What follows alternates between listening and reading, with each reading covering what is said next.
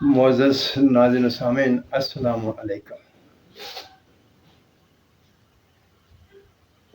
تھوڑے تھوڑے عرصے میں کچھ لوگ اٹھتے ہیں اور کوشش کرتے ہیں کہ ہم وہ آدم والی جنت جہاں اللہ تعالیٰ نے حضرت آدم علیہ السلام کو بھیجا تھا اس کو زمین پر لے آئیں، اور مختلف دلیلیں دیتے ہیں۔ کبھی اہبتوں کے معنوں پر غور و فکر کرتے ہیں، ان کی مثالیں دیتے ہیں، اور کبھی کچھ تو کبھی کچھ۔ لیکن میں چاہتا ہوں کہ آج میں اس بات پر ذرا کھل کے بات کروں، آپ کے سامنے مسئلے کو کھول کر رکھ دوں۔ اس میں ہم نے کچھ پوائنٹ طے کرنے ہیں، وہ طے کرنے کے بعد پھر ہم اس پر بات کریں گے اور دیکھیں گے کیا نتیجہ نکلتا ہے۔ پہلا پوائنٹ، جب آدم علیہ السلام کو جنت میں بھیجا گیا تھا تو ان کے جسم کی کیفیت کیا تھی؟ دوسری بات، حضرت آدم اور حضرت اما حوا کتنا عرصہ تک اس جنت میں رہے تھے، اور اس دوران انہیں کیا ضروری رفع حاجات کی ضرورت پڑی تھی یا نہیں پڑی تھی؟ نمبر 3 پہ، جب ان دونوں کو جنت سے نکالا گیا تو ان کے جسم کی کیفیت کیا تھی؟ اور چوتھے نمبر پر ہم نے یہ دیکھنا ہے کہ اللہ تعالیٰ نے کیا کہہ کر ان کو جنت سے نکالا تھا۔ یہ 4 پوائنٹ ہو گئے۔ ہم نے باری باری ان پر بات کرنی ہے اور دیکھنا ہے کہ ان 4 پوائنٹ سے کون سا نتیجہ سامنے آتا ہے۔ دیکھیے، ہم پہلے آیات مبارکہ کا مطالعہ کر لیتے ہیں جن میں اللہ تعالیٰ نے یہ بات بیان کی ہے۔ یہ تو آپ سب جانتے ہیں کہ جب فرشتوں سے مقابلہ ہوا اور آدم اس مقابلے میں کامیاب ہوا تو اس کے بعد اللہ تعالیٰ نے فرمایا، اعوذ باللہ من الشیطان الرجیم، بسم اللہ الرحمن الرحیم، وَقُلْنَا يَا آدَمُ اسْكُنْ أَنْتَ وَزَوْجُكَ الْجَنَّةَ وَكُلَا مِنْهَا رَغَدًا حَيْثُ شِئْتُمَا وَلَا تَقْرَبَا هَٰذِهِ الشَّجَرَةَ فَتَكُونَا مِنَ الظَّالِمِينَ فَأَزَلَّهُمَا الشَّيْطَانُ عَنْهَا فَأَخْرَجَهُمَا مِنْهَا كَانَ فِيهِ وَقُلْنَا اهْبِطُوا بَعْضُكُمْ لِبَعْضٍ عَدُوٌّ وَلَكُمْ فِي الْأَرْضِ مُسْتَقَرٌّ وَمَتَاعٌ إِلَىٰ حِینٍ۔ یہ وہ دو آیت نمبر 35 اور آیات نمبر 36۔ اب اس کا ترجمہ دیکھ لیتے ہیں۔ وَقُلْنَا، اور ہم نے کہا، یا آدم اسکن انت وزوجک الجنہ، اے آدم تم اور تمہاری بیوی جنت میں رہو۔ وَكُلَا مِنْهَا رَغَدًا حَيْثُ شِئْتُمَا، اور کھاؤ پیو جو تمہارا دل چاہے، جتنا چاہے۔ وَلَا تَقْرَبَا هَٰذِهِ الشَّجَرَةَ، لیکن اس درخت کے پاس نہ جانا۔ فَتَكُونَا مِنَ الظَّالِمِينَ، ظالموں میں سے ہو جاؤ گے، تم ظالم ہو جاؤ گے۔ فَأَزَلَّهُمُ الشَّيْطَانُ، پس ان دونوں کو شیطان نے گمراہ کر دیا، عنہا، اس بات سے، فَأَخْرَجَهُمَا مِنْهَا، اور ان دونوں کو نکلوا دیا، مِمَّا كَانَ فِيهِ، جہاں وہ موجود تھے۔ وَقُلْنَا اهْبِطُوا، اور ہم نے کہا کہ تم سب اتر جاؤ، بعضکم لبعض عدو، ایک دوسرے کے دشمن ہو کر، وَلَكُمْ فِي الْأَرْضِ مُسْتَقَرٌّ وَمَتَاعٌ إِلَىٰ حِینٍ، اور تمہارے لیے زمین میں ایک مدت تک ٹھکانہ ہے۔ یہ ہے وہ آیات مبارکہ جو اس بات کو بالکل کلیئر کر دیں گی کہ جنت آسمانی تھی یا دنیاوی تھی۔ دیکھیے، جب آدم اور اما حوا کو جنت میں بھیج دیا گیا تو روایات کے مطابق وہ وہاں 40 سال یا 60 سال رہے۔ اس عرصے میں حکم الہی کے مطابق وہ کھاتے پیتے بھی رہے اور اس درخت سے اجتناب بھی کرتے رہے جس کا اجتناب کرنے کا اللہ تعالیٰ نے حکم فرمایا تھا۔ اب جب وہ کھاتے پیتے رہے تو اس کا لازمی نتیجہ یہ ہونا چاہیے تھا کہ انہیں بول و براز کی بھی حاجت ہوتی۔ کیوں؟ اگر وہ جنت جہاں آدم علیہ السلام کو بھیجا گیا تھا وہ زمینی جنت تھی، تو وہاں کے پودے بھی زمینی تھے، اور جب پودے زمینی ہوتے اور آدم علیہ السلام اور اماں ان کو کھاتے تو ان کو بول و براز کی بھی ضرورت آنا تھی، لیکن کسی روایت میں نہیں ملتا کہ ان کو بول و براز کی ضرورت محسوس ہوتی تھی، جبکہ وہاں وہ 40 سے 60 سال تک رہے۔ اگر وہ پودے زمینی تھے تو لازمی نتیجہ یہ ہوگا کہ ان کو بول و براز کی حاجت ہوگی۔ کوئی صاحب یہ دکھا سکتے ہیں کہ وہ کون سے زمینی پودے ہیں جن کو کھایا جائے اور بول و براز کی حاجت نہ ہو؟ کیا اس کائنات میں کوئی ایسے پودے موجود ہیں؟ کوئی ان کے نام بتا سکتا ہے؟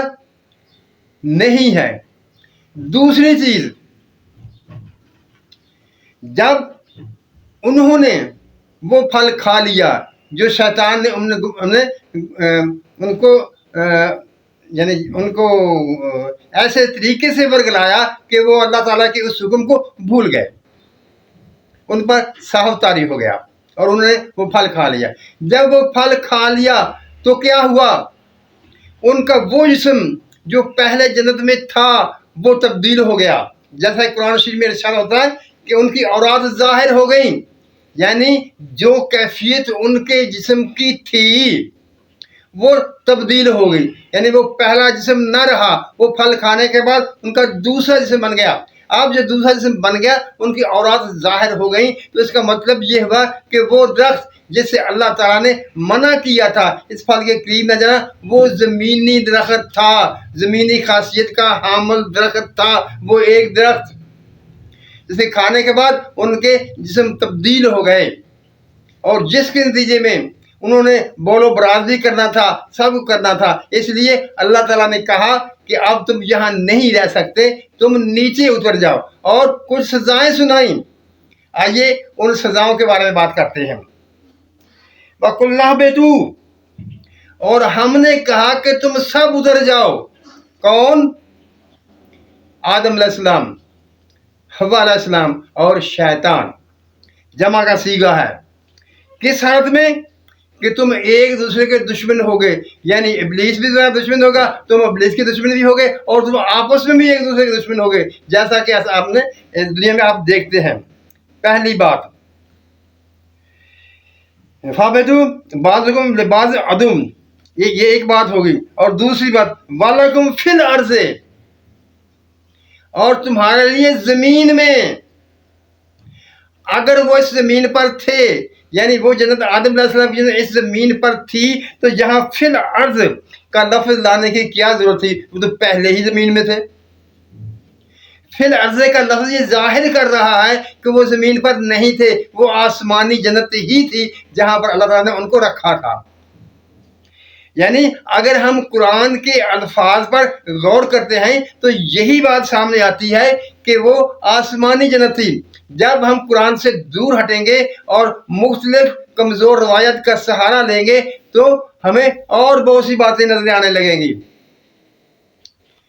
جیسا کہ میں نے پہلے کہا، زمینی درختوں میں، زمینی خوراک میں، زمینی پودوں میں کوئی ایسی چیز موجود نہیں ہے جسے کھایا جائے اور بول و براز کی حاجت نہ ہو، جبکہ وہ آسمانی جنت کے جو درخت ہیں وہ احادیث میں ملتا ہے کہ ان کے کھانے پینے سے بول و براز کی حاجت نہیں ہوگی، اور آدم علیہ السلام کے ساتھ یہی معاملہ تھا، وہ کھاتے پیتے تھے لیکن بول و براز کی حاجت نہیں ہوتی تھی، اور اسی طرح انہوں نے 40 سے 60 سال گزار دیے تھے۔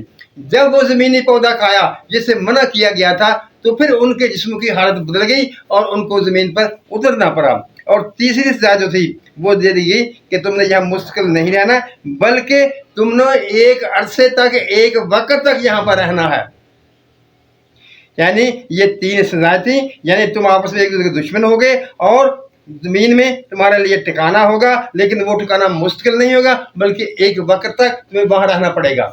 اب جناب دیکھیے، جو باتیں میں نے آپ کے سامنے رکھی ہیں، کیا ان میں سے کہیں بھی اس بات کا شبہ ہوتا ہے کہ وہ زمینی جنت تھی؟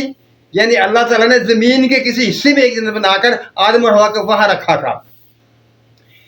اچھا، اب یہیں کوئی اعتراض کر سکتا ہے، ان کا جسم جیسا کہ میں نے پہلے بتا دیا ہے کہ جب آدم علیہ السلام اور اماں حوا کو جنت میں بھیجا گیا تھا تو ان کے جسم یہ نہیں تھے جو اس درخت کا پھل کھانے کے بعد ہوئے.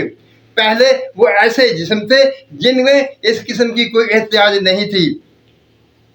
جب ان کے جسموں میں تبدیلی آ گئی تو لہذا وہ آسمانی جنت ہی تھی جہاں پر اللہ تعالیٰ نے ان کو رکھا تھا.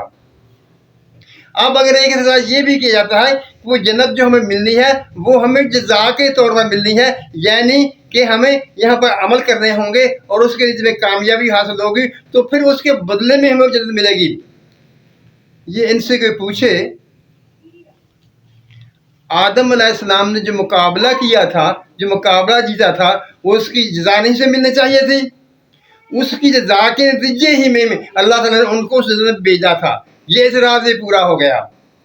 یعنی آپ لوگ یہ سمجھ لیجئے کہ وہ جنت آسمانی ہی تھی اور اس کو دنیا پر کھینچ کھونچ کے لانے کا مطلب اصل حقائق سے دور جانے کا مطلب ہے. اور جو لوگ یہ کرتے ہیں وہ اصل حقائق کو نہیں سمجھتے بلکہ اپنی علمیت کو ظاہر کرنے کے لیے وہ ایسے الفاظ تراشتے ہیں اور ایسی باتیں کرتے ہیں. اللہ تعالیٰ اس قسم کی باتوں سے ہم سب کو محفوظ رکھے، ہم پر اپنی رحمتوں کی بارش کرے، ہمیں سچ بولنے، سچ سننے اور سچ پر قائم رہنے کی توفیق عطا فرمائے. آمین. اللہ حافظ.